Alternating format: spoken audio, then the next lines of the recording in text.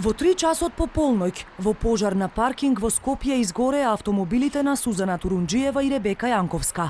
Пламените јазици ги разбудиле и околните соседи од зградата кај трговскиот центар на булеварот 8 септември. Турунџиева и самата видела како гори нејзиниот мини купер и се сомнева дека е намерно запален, но не верува дека таа лично била мета на напад. Моето возило е веројатно 7 или 8 поред оваа недела кое е опожарено на сличен начин. Ние спиевме, не разбуди силен пламен кој ја огреа дневната соба.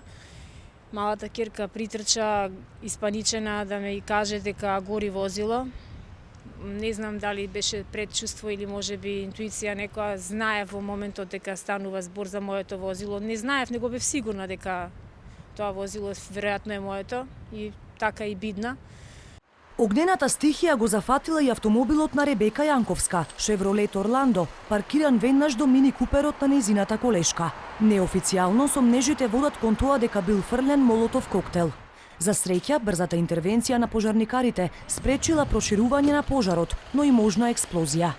Жалам за Суза, низиниот автомобил е тотално уништен и апелирам да се помогне. За среќа ние сме здрави и живи бидејќи можеше да настане и голема катастрофа.